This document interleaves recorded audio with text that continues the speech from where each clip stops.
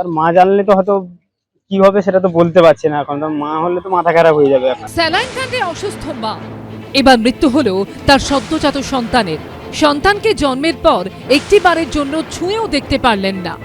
Medinipur medical কলেজের চরম হৃদয় বিদারক আরও একটি ঘটনার মাঝেই বৃহস্পতিবার এক প্রসূতির পরিবারকে বিক্রি করা স্যালাইনের বোতলে ফাঙ্গাস পাওয়া গেল।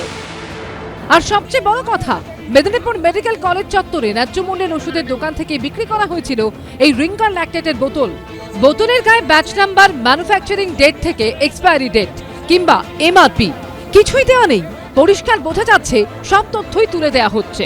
অভিযোগ, মেদিনীপুর মেডিকেল কলেজ চত্বরে থাকা এই ন্যায্য মূল্যের দোকান থেকে এই রিঙ্গার ল্যাকটেট বিক্রি করা হয়েছিল আনন্দপুর এলাকার বাসিন্দা প্রসূতি সুদীপা দলুয়ের ভাই বিভাসকে।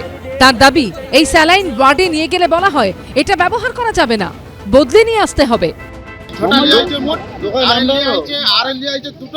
আর ডিএনএস দিয়ে আছে 4টা।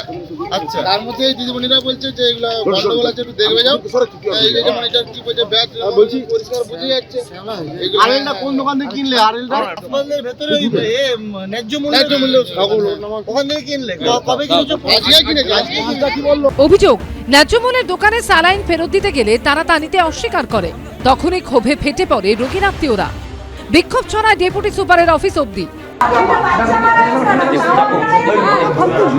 বাচ্চা শিশু মারা গেছে। না, এটা কি ফোন করুন, আমি এটা বলি শুনুন, আমার কাছে শুনুন, আপনার কথা আমরা শোনার জন্য বাধ্য হচ্ছি। আপনি ফোন করুন, আপনার কোন কথা বলা পর্যন্ত আমরা সব ঠিক করছি।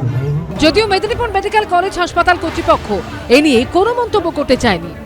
ম্যাডাম, যে অভিযোগটা উঠছে যে এরকম আরএল দেওয়া হয়েছে যার উপর ব্যাচ নাম্বার নেই, এটা কি আপনি দেখলেন বিষয়টা? এই ব্যাপারে সত্যি আমি কিছু এখন বলতে চাইছি না।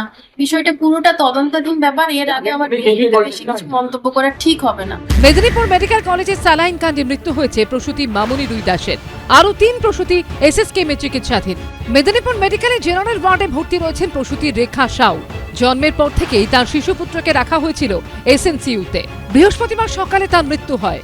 বাচ্চা একদম এর ভিতরে ভেন্টিলেশনে ছিল শুরু থেকেই, জন্ম থেকে। তো চাইছি ভালো করে তদন্ত হবে। 7 days ভেন্টিলেটরে ছিল ফ্রম বিগিনিং। আজকে সকালে 9টায়। এদিকে এসএসকেএমে ভর্তি 3 প্রসূতির অবস্থা এখনো উদ্বেগজনক। সৌমেন চক্রবর্তী ও শিবাশিস মৌলিকের রিপোর্ট, এবিপি আনন্দ।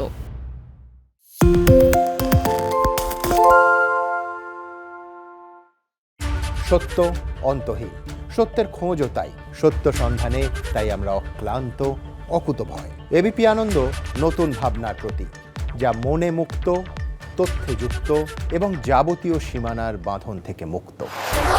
সীমা না শব্দটির মধ্যে লুকিয়ে আছে মানা শব্দটি, যেন চোখ রাঙানি এক অদৃশ্য বেড়াজাল, যা আটকে রাখে আমাদের এক ছোট্ট গণ্ডির মধ্যে। একমাত্র সঠিক খবরই গড়ে তুলবে এক মুক্ত সমাজ। সেই জগৎ গড়ার লক্ষ্যে কোনো সীমানার ঠুকুটি আমরা মানব না। এবিপি আনন্দ এগিয়ে থাকে, এগিয়ে রাখে।